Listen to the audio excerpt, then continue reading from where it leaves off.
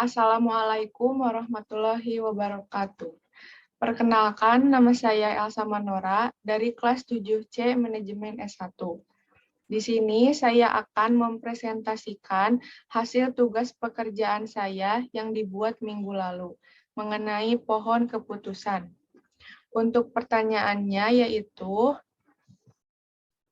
PT Abadi bermaksud mengembangkan suatu outlet penjualan baru. Manajemen sedang mempertimbangkan perlu tidaknya menggunakan konsultan untuk survei pasar, sekaligus menentukan lokasi terbaik. Biaya konsultan sebesar 20 juta.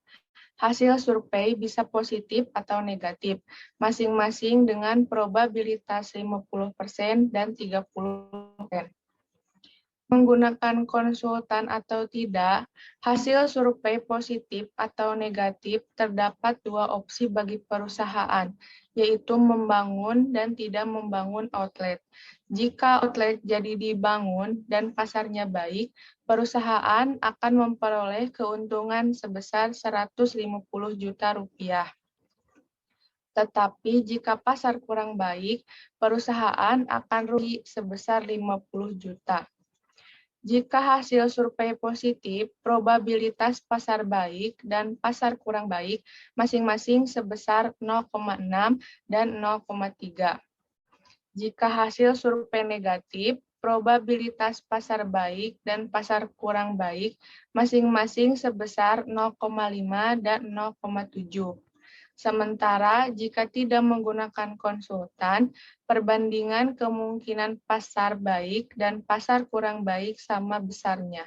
Kemudian yang pertama, diketahui bahwa pasar baik memiliki probabilitas sebesar 0,6 dengan payoff sebesar 130. 130 adalah hasil pengurangan dari keuntungan sebesar 150 juta dikurangi biaya konsultan sebesar 20 juta. Hasilnya 130 juta. Dan pasar kurang baik memiliki probabilitas sebesar 0,3 dengan payoff sebesar negatif 70.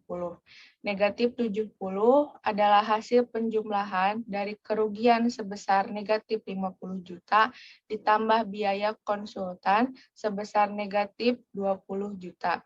Hasilnya negatif 70 juta.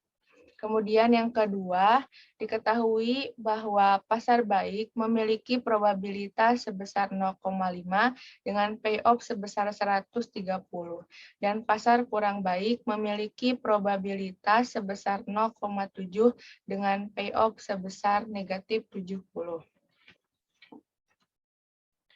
Kemudian yang ketiga, diketahui bahwa jika tidak menggunakan jasa konsultan, perbandingan kemungkinan atau probabilitas pasar baik dan pasar kurang baik sama besarnya, yaitu 0,5.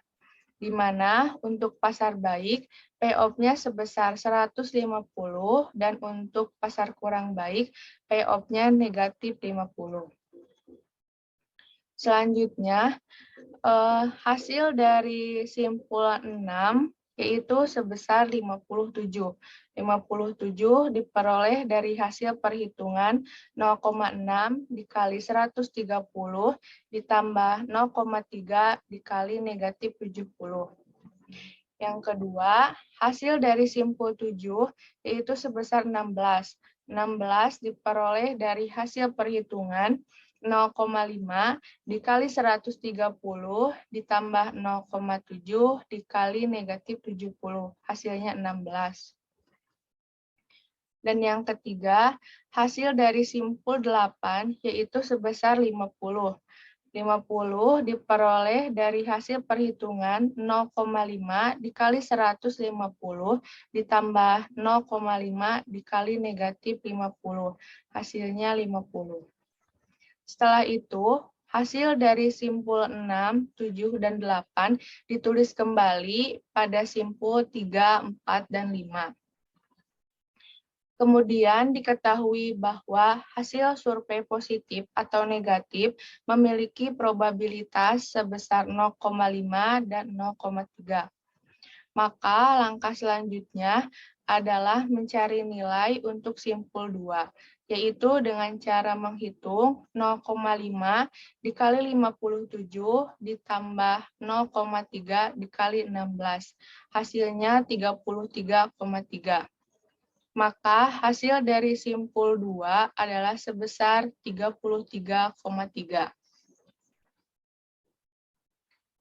Dengan telah diketahui hasil dari FI2 dan FI5 atau simpul 2 dan simpul 5, maka pilihan jatuh pada alternatif tidak menggunakan jasa konsultan untuk melakukan survei pasar, karena memiliki FI terbesar yaitu 50. Dengan kata lain, memiliki nilai harapan sebesar 50 juta.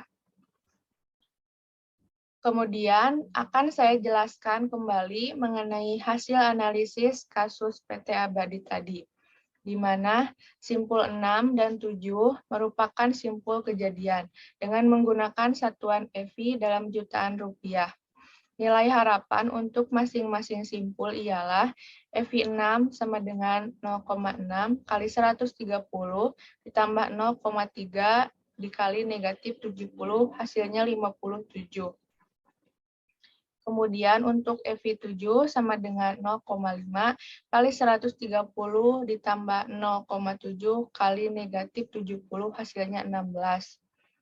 Simpul 3 merupakan simpul keputusan, yaitu antara membangun outlet, FI 6 sama dengan 57, atau tidak membangun, FI sama dengan negatif 20.